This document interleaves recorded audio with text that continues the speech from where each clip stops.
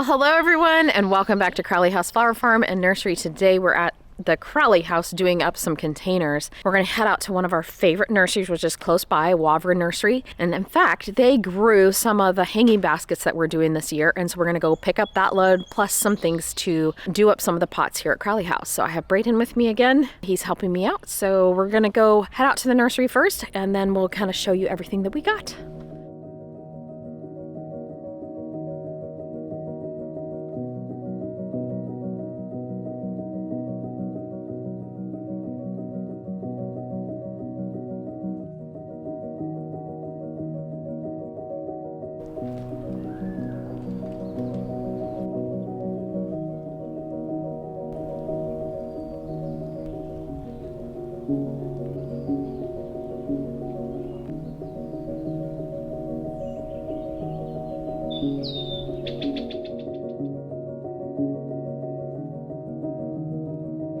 Yesterday we went over to Wavra Nursery. They have the most amazing selection of not only plants for like hanging baskets and doing your own DIY kind of ideas, but they do have beautiful hanging baskets, which we grabbed a few of them for our own nursery, which was amazing. She grew them on for me this year, which was so nice. Also, they have the most amazing house plants. Oh my gosh, Braden and I were in love. She just does such an amazing job with those too. So this morning, Braden and I are getting ready to pot up this one planter pot, and I thought I would go through some of the things we got for it. And then we're gonna start off with a centerpiece, which is going to be the arborvitae.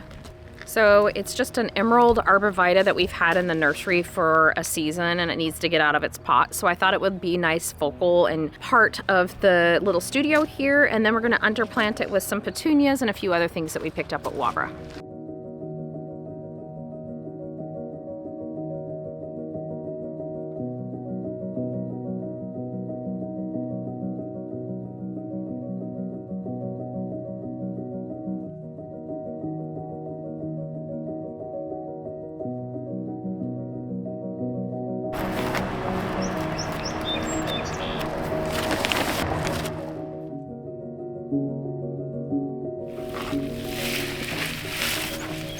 So we ended up adding in fresh new soil to this whole container, and then we added in just a slow release fertilizer, and then now our beautiful, this is from Monrovian Nursery, and it's just, this one will get actually pretty big, but we're gonna pull it out before it does. 8 wide by 15 tall.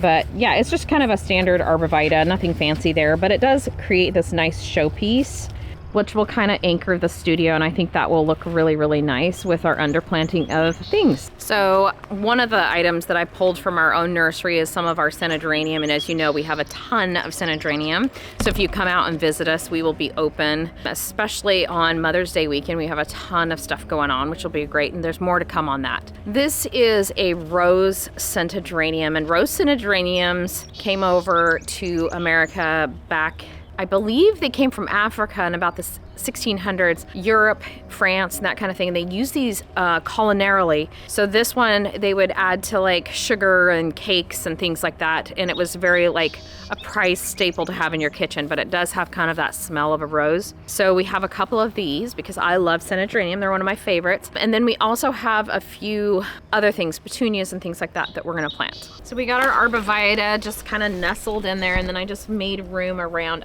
Part of me is wanting to push the arborvitae back a little bit, but then it's gonna look kind of funny from the side. So I'm gonna leave it in the middle and just plant all the way around. And then that will, I think, fill out really nicely and kind of spill over and just be kind of a nice welcoming when people come by to either pick up their buckets of flowers for weddings or just to come to the nursery, whatever we have going on, classes. Okay, so I'm gonna add in more soil as we go, and then we'll top dress it with a little more fertilizer.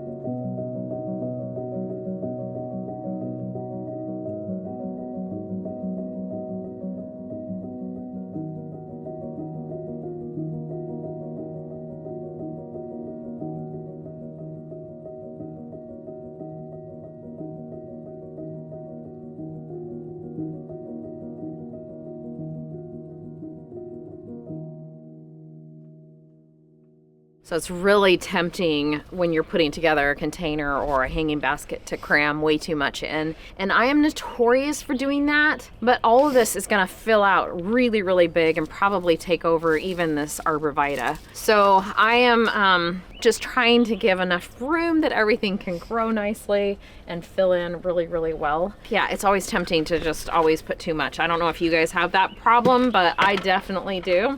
Okay, so I'm gonna go grab a hose and get this watered in. We should be good to go.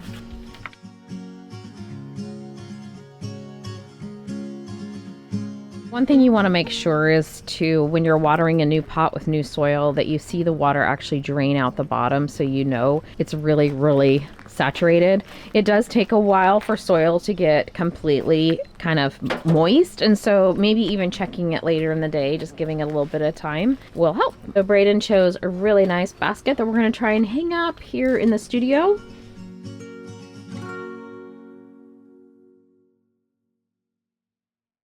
So for our first container at the Crowley house, we are going to be using Bee's Knees, which is kind of like a yellow, beautiful petunia. This one kind of gets like a little antique-y looking on the edges, a little bit of white, you know, going through. I love that petunias kind of do that as they get older, the blooms get older, they kind of age a little bit and they change color, which is kind of fun. So this one's a new one to me, Cosmic Violet, and it's a crazy petunia. We'll see, but I loved how that just had that edging of the dark purple and then it went to the white color to it. Really, really pretty. Then we used one by Proven Winners, and this one is called Supertunia Honey, and this one has an award, so we will see how it does. It's always kind of fun to try new things. So I've never done this one before, and it should get pretty full. I loved that it had a little bit of peach to it, so we'll see how that one turns out. Another Proven Winners, one that I haven't used before but have used ones like this, but not this particular one, is Aromatic Mulberry, and that one is just gorgeous. I love that it brings all those yellows and purples together. That's kind of when you're playing with color, that's what you want to do. What else did we use? Well, we used the arborvitae. We already talked about that, and that was from Monrovia, and that one is the Upright Emerald arborvitae. It just makes for a great statement piece. I wanted some sort of anchor on this, and so it just kind of makes, I don't know, the studio kind of have a little bit more weight, because it's just almost like the studio ends and there's like nothing next to it except for parking. So I just wanted something that says this is the end of the studio and created an edge, basically. Okay, so I'm gonna head on out. I have one more planting to do today, and that is going to be at the little greenhouse. So either side of the greenhouse we have some little like window boxes, and I just wanted to do some geraniums, and then I think I have some lemon coral sedum, and I'm not sure what else I'm going to be able to fit in there. So far, that's my plan. The sedum, what's really cool about it is that it is a little bit more drought tolerant, because these baskets are something that I water, or we water by hand when we're watering the nursery. So every day somebody goes around and waters everything, which is nuts. I know. Someday I'll get it all hooked up on irrigation, but what fun would that be? I don't know. I like watering, especially barefoot. I don't know about you guys, but this is one of my favorite things to do. Anyways, I have the sedum is just a little bit more drought resistant, and I find that actually geraniums are as well. They have a thicker leaf, so anytime that you maybe aren't so good at watering, or you know, I don't know, a little lax with it, find leaves that are thicker, that have more of a substance to us, and that will allow you longer time between each watering. There is also some, you know, things that you can add to your soil that help. It's almost like the stuff that they add to the diapers. It helps hold moisture. But so we're gonna go plant that up together.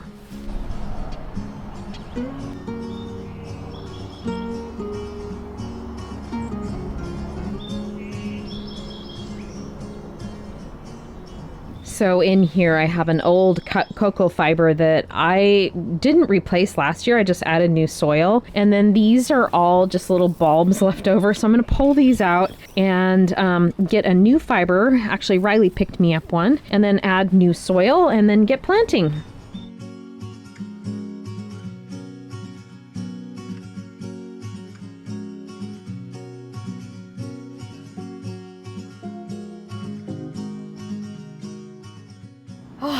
Oh my gosh.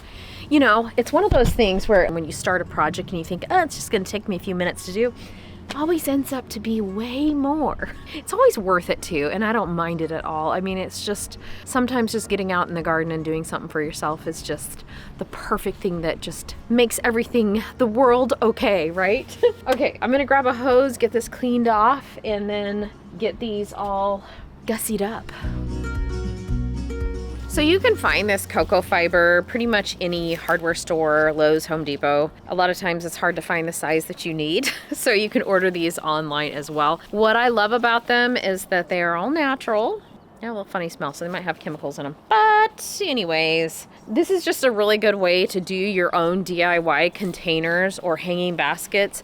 You just literally lift and toss at the end of the season, store your basket away. It can be like those really pretty metal ones, or like these are metal and just really cute. So I don't know, it's just a really easy way to change things out, even seasonally, like super fun and easy. All right, so I guess maybe it's because you get to be a little more creative than just buying and popping in. You can kind of do your own thing. So I'm gonna get these in, and then I'm going to add in my soil. One other nice tip I have, I use these a lot. We use them underneath our regular garden gloves when it's really wet and we're cutting, because your hands will just get sopping wet, and there's nothing more terrible than having sopping wet clothes, hands. You're freezing cold when you're cutting in this time of year when we got a lot of rain and things like that. But when you're gardening, it's really nice to have these underneath. These are nitrile gloves, and I can use them several times, so you can buy them online. I was in the medical field for a long time, used to using these. Takes a little bit of kind of getting used to, but they're a good thing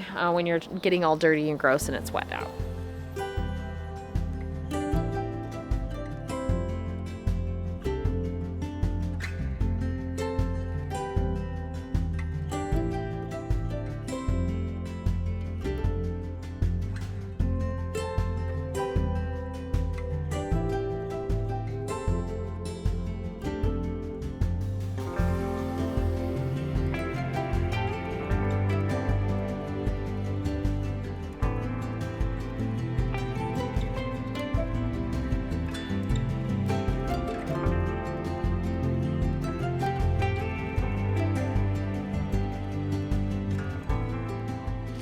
So I always like to use a little bit of Osmocote on anything that I'm potting up. I just like sprinkling it in on the top. It's a lot easier than using like Miracle-Gro where you have to mix it up and everything, and then just remember to do it. This is just no burn, really easy. You can find this again at Lowe's, Home Depot. No, actually, I don't know if you can. We got this at a local hardware store, which I like shopping better anyways, supporting small and local. But anyways, I do know that we used just the Miracle-Gro potting mix, which already has, it was from an event left over, and it's something that already has a little bit of fertilizer in it. So I'm not gonna put too much just because these already look like they have had a lot of fertilizer. They look really healthy, so I don't think they need much, but I'm just gonna sprinkle a little bit on top and then get them watered in. But I think they're looking really, really fantastic. I love the colors this year that we've chosen, which are more of the purples, mauves, a little bit of pink, which will be really fun. And yeah, we have some more news coming about what's happening on our farm, so I've got to get our farm looking really, really good for this fall. So, but I'll share that later because there's a lot to it. Anyways, so I made pretty quick work of putting that together. Sometimes I feel like when you have garden projects, you always think, oh, that's going to take me forever, and you just kind of keep putting it off. But in fact, it literally takes moments. I do that sometimes when I'm planting out seed trays. I have like 10 trays of something to do, and I'm like, you know what? I just need to hunker down and do it. So I've been wanting to do this project for a little while just because I want it to really fill out nicely very soon. And this is the time we're planting all of our beautiful gems in the garden. And so I think I love how this turned out. I especially love how the lemon and then the purple look together with all those beautiful synodreniums that we have in the greenhouse right now. And I have to say that one of our lemons is blooming right now, and oh, the smell is amazing. I mean, it is pure therapy for sure. All right. Oh, you guys, I was going to tell you. So I'm going to interrupt this video to share something really, really special that we have going on with Slow Flowers. So my good friend Deborah Prenzing from Slow Flowers puts on an ultimate cutting garden sale, plant sale, up at the Seattle Wholesale Growers Market. Now this is going to be on May 3rd from 10 a.m. to 2 p.m. So that's on that Sunday, the 3rd of May. Riley and I will be there. So if you would like to stop by our booth, we're going to have a booth set up with a ton of different cutting flowers. We're gonna have Lysianthus, we're gonna have some snapdragons, we have some beautiful lavenders, and we also have some delphiniums, lots and lots of things that are gonna be coming up to that. And if you'd like to come say hi, we're going to be doing a giveaway for a sweatshirt, Crowley House sweatshirt, and you can stop by, say hello, pick up some flowers, and enter in to win a sweatshirt. We'd love to see you up there. Again, that is on May 3rd, 10 a.m. to 3 p.m. at the Seattle Wholesale Growers Market. I will link the address below and all the information for the Slow Flowers Cut Flower Garden show that we're going to be putting on. If you have any questions for the plant sale, you can RSVP to slowflowersociety.com, and Deborah will answer any questions you have and let her know that you are coming to see us. We would love to see you there. Go to info@slowflowers.com. All right, hope to see you there. So the other day I did a video on these David Austin roses. This is called Roald Dahl, and they are excellent for containers. So I just wanted to show you, just by doing a little bit of pruning, by giving it a little bit of fertilizer and some love, this is what it looks like just a few weeks later. And in fact, we have, even though I kind of dirtied it up a little bit, one of the first buds, which is kind of hanging low. I'll probably have to snip that one. But first bud of the season on these beauties. But look at all these buds, you guys. Just tons and tons. It just is as happy can be. Oh, I can't wait. So if you can imagine, it's kind of a peachy color. And then you have that peach blooming with the lavenders and purples. And then you have that little bit of chartreuse from the succulent kind of, and this will all start to fill out and spill over. I do have a few other things, but I think I'm just gonna keep it like this and see how it does. I don't know, you guys, I'm loving this combination this year. And of course, it's in those cool shades that I love anyways for gardening, with the blues, purples, that kind of thing. So this goes right along with my favorite color palette. On this side of the greenhouse, I was wondering, and I don't know, you guys give me your feedback, but what I'd like to do is just do a terracotta potted garden along here. It does get full sun, so you can kind of see the sun will set right there in the afternoon, a little bit of shade in the morning. I'm thinking maybe even doing like just a geranium garden. Don't know. Thoughts? Anybody? Well, I hope you enjoyed that little video on just potting up a few things around the Crowley house. We're just getting ready for our open house here of the nursery as well. We open up the end of April, so next weekend, a couple days. So we're just trying to get the farm and nursery just looking a little bit better by doing some of these bigger projects. And like I said, I do have a project coming up that we have to get the farm looking really, really good for, and I will share more about that in an upcoming video because we're still ironing out all the details on it. But all right, guys, until next time, much success in all you do and grow, and we will be seeing you shortly back here at Crowley House very, very soon. Bye-bye.